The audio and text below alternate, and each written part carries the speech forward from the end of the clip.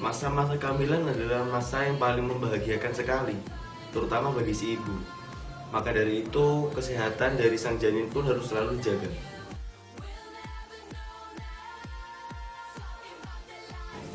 Ya gampang saja, Anda tinggal pergi ke dokter kandungan. Mudah dan praktis bukan? Kalau tidak, Anda pergi ke bidan untuk biaya yang lebih murah. Setidaknya, sang ibu mengetahui bagaimana keadaan sang janin untuk mencegah kemungkinan terburuk terjadinya keguguran. Hal ini sangat penting, jangan sampai sekali-kali Anda sepelekan.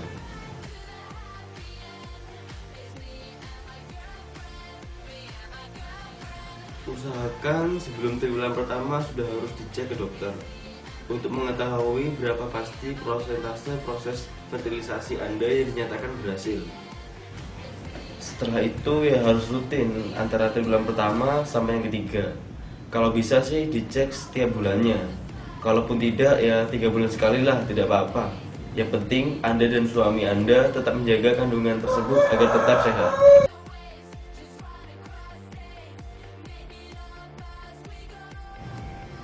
Kalau begitu ya terserah keputusan antara Anda dengan suami Anda. Tapi kalau memangnya berjalan seperti itu, ya juga tidak apa-apa. Yang penting Anda dan suami Anda tetap menjaga kandungan tersebut agar tetap sehat.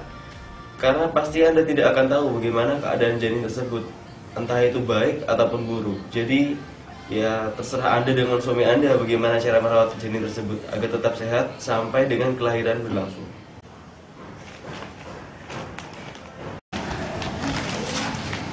Ini Pak kopinya. Nyantai lah, Bu.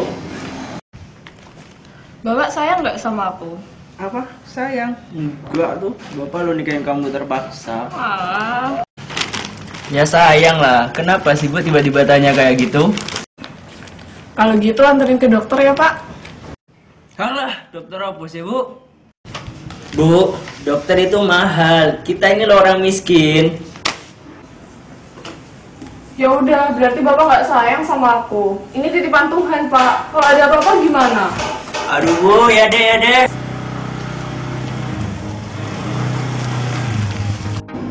Awas, Bu, awas, Bu. Assalamualaikum. Waalaikumsalam. Bisa kandungan ya, Bu? Iya, Mbak ini bidannya ya? Bukan, saya calon. Saya mahasiswa lagi praktek di bidan ini. Mari saya antar. Masuk.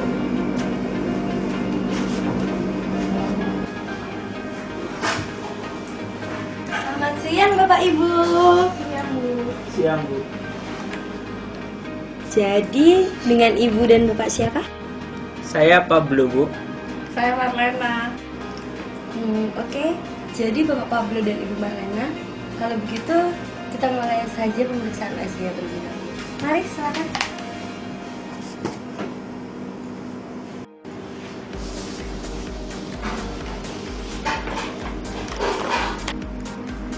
Jadi begini Pak Pablo dan Bu Marlena, dari hasil pemeriksaan USG barusan, ternyata kandungan Ibu Marlena ini sudah besar, sudah memasuki usia 6 bulanan bahkan.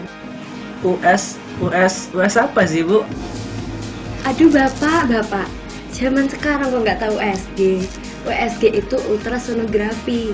Jadi alatnya itu bisa digunakan untuk mengecek keadaan janin dalam perut ibu dengan menggunakan gelombang frekuensi suara tinggi. Jadi anak saya ini baik-baik saja kan Bu? Alhamdulillah Bu, keadaan janin ibu sekarang sehat-sehat saja. Bahkan sudah mulai muncul tangan dan kakinya. Sepertinya ibu berhasil melewati triwulan pertama dan kedua dengan sukses. Oh, tapi triwulan itu apa sih, Bu?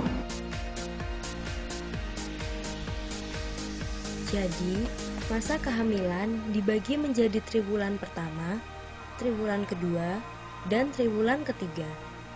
Pada triwulan pertama, gastrula mulai membentuk struktur janin seiring dengan terbentuknya plasenta. Janin mulai membentuk struktur manusia. Saat ini telah terjadi pembentukan otak dan tulang belakang serta jantung dan aorta. Jantung mulai berdetak dan terbagi antara bilik kanan dan bilik kiri, serta paru-paru pun mulai berfungsi.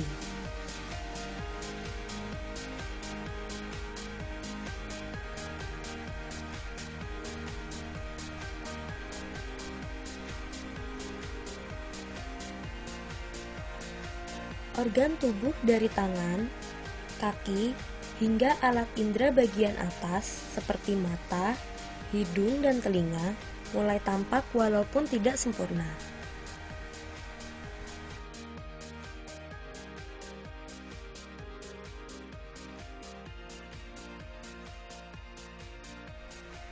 Selanjutnya, pada triwulan kedua, semua organ tubuh janin mulai terbentuk secara sempurna.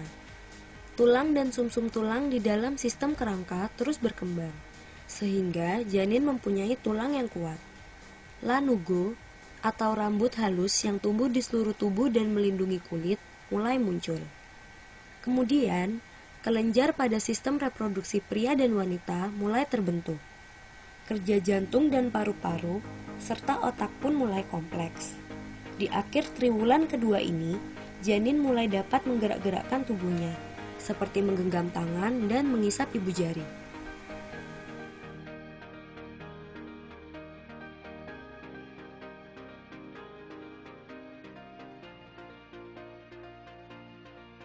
Minggu pertama triwulan ketiga, paru-paru, hati, dan sistem imun tubuh masih harus dimatangkan. Otak bayi semakin berkembang. Kelenjar adrenalin bayi mulai menghasilkan hormon seperti androgen dan estrogen. Plasenta masih memberikan nutrisi yang dibutuhkan oleh bayi. Jari tangan dan kaki telah tumbuh sempurna. Begitu pula dengan bulu mata, alis, dan rambut di kepala bayi yang semakin jelas. Bayi telah memiliki bentuk wajah yang menyerupai ayah dan ibunya. Pendengaran bayi pun sudah berfungsi secara sempurna. Pada akhir triwulan ketiga, kepala bayi turun ke ruang pelvik. Bentuk bayi semakin membulat dan kulitnya menjadi merah jambu.